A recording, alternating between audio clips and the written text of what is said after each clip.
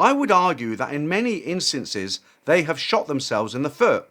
By abandoning their traditional skills of gentle persuasion, stealth, and manipulative cunning in favour of behaving like men, many are setting themselves up for a life of misery and hardship by driving away their partners, whose illusions they shatter, leaving themselves to bring up children alone while often having to slave away at a low-paid job.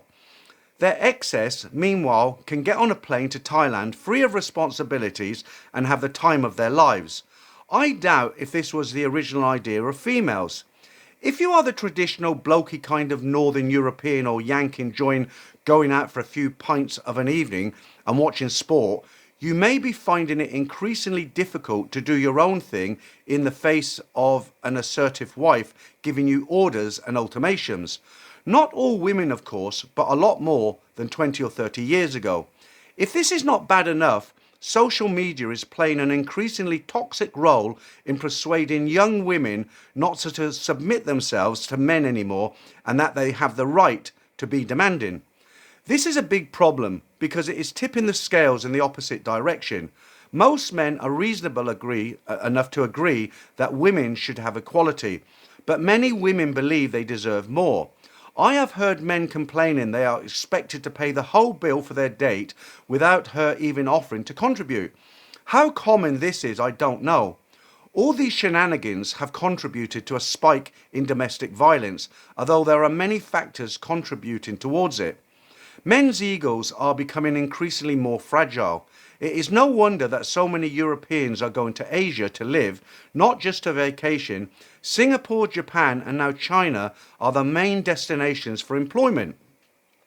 Thailand is a main destination for retirement and short trips because of the ease of meeting women for casual hookups, which can easily turn into a relationship. A recent study among university students in England discovered that roughly 2/3 of men and women secretly hope that a one-night stand will turn into something more permanent. Whether this applies to most men visiting Thailand is unlikely, since many are already married. There is no doubt, however, that whenever in Asia, Western men feel attracted to the local women. Asian women appear to have all the feminine qualities that most Western women lack, being feminine, submissive, soft, gentle, seductive, and charming. They listen to us respectfully and take us for who we are without judgment until they are with their friends out of earshot. Asian women seem to behave the way most men would like all women to behave. One only has to go to a mall in the UK or the USA to witness the so-called foul-mouthed land whales out shopping. Compare them to the slim, dainty, attractive, and even stunning ladies of Thailand and Japan, and compromises are out of place. So why do so many Westerners hook up with the wrong Thai lady? One obvious reason is that there are far more wrong ones than right ones, which is the case anywhere. In Thailand, it is also because they meet in bars where in a very short space of time, a relatively decent farm girl can be completely corrupted by her colleagues into learning all the tricks of the trade in how to exploit a foreign man for maximum profit. Even in Japan and China, a huge number of mixed marriages go off the rails. Accurate statistics are impossible to get hold of, although money arguably plays less of a role than in poorer countries. Some research has been done on what kind of people are most vulnerable to what can be classified here as a romance scam. The one factor identified more than any other is emotional intelligence. Whole books have been written on this subject, so it is difficult to define in 2 sentences. Essentially, it comes down to understanding exactly how you are feeling at any given point in time and being able to exert appropriate self-control to avoid acting impulsively. The key word here is impulsively. Most impulsive people do not realize they are impulsive. For example, you are out shopping and allow yourself to be persuaded by a crafty or pushy salesman to buy something you do not need. Like those Spanish shirts which seem to grow huge collars in your suitcase on the flight home. The problem is that very few people are forced to confront their weaknesses unless they go to therapy for some psychological disorder. The good news is that there is something you can learn through reading and put into practice if you have the will, no matter what your age. My stock reply to patients who say, I'm too old to change is, okay, you old codger, I'll help you out of bed and buy you a Zimmer frame.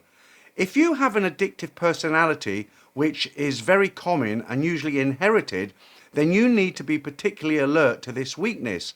Any kind of substance addiction easily translates into other kinds of addiction.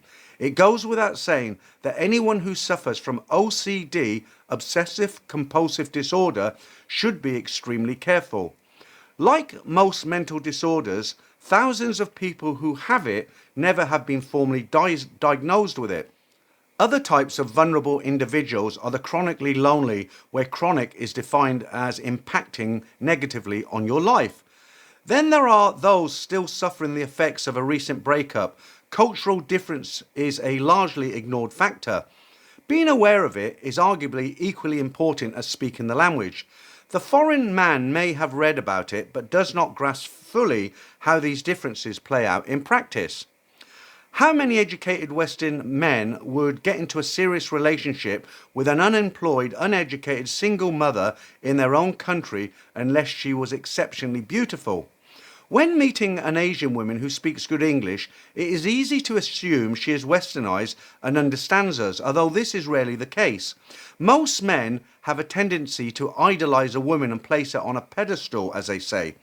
When we are in love, we are blinded to her faults and make her into something perfect, which of course nobody is.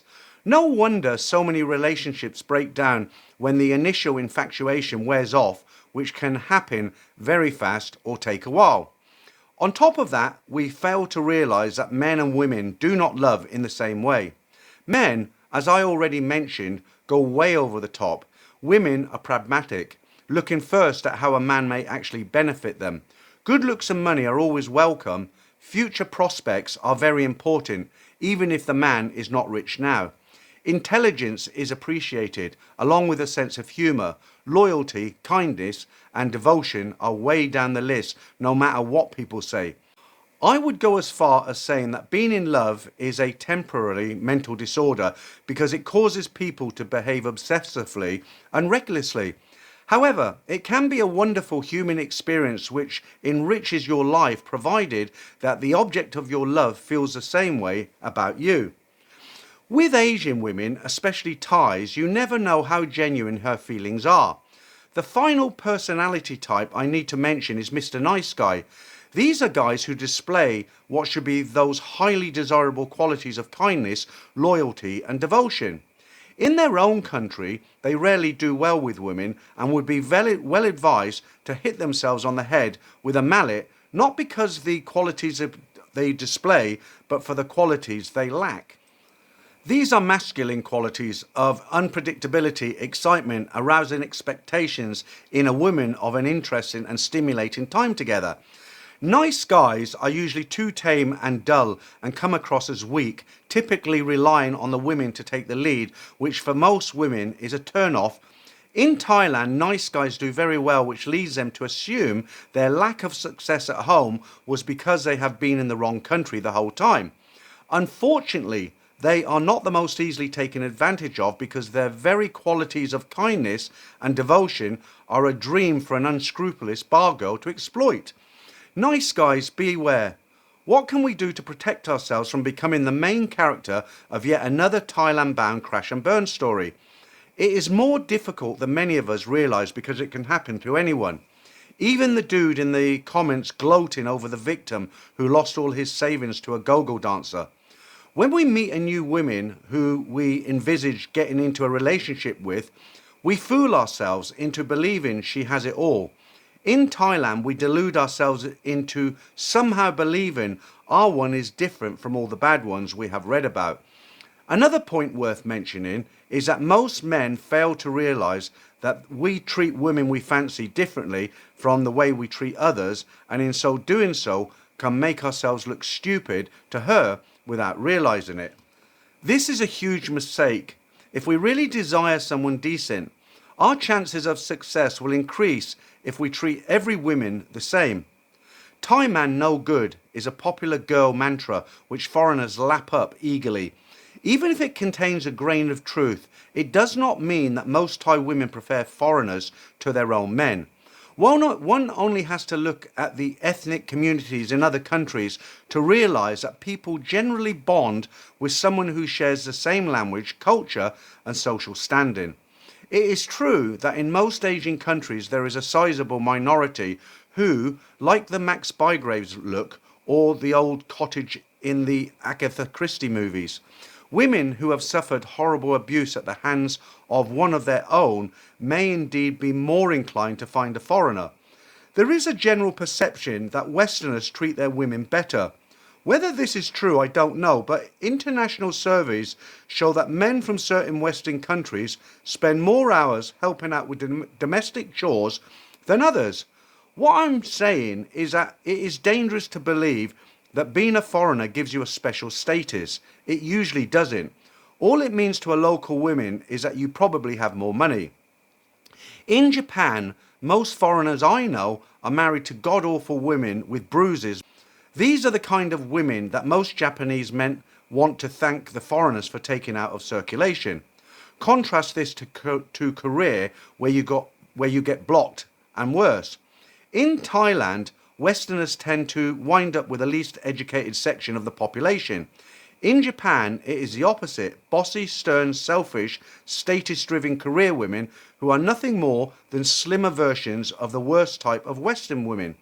My hat goes off to the Chinese women. They will take the highest bidder regardless of nationality. No messing around there. I also need to mention online dating. Many will agree this is the curse of the modern age. More and more people believe it is the only option they have. If this is true, then how did folk hook up 30 years ago before this nonsense took off?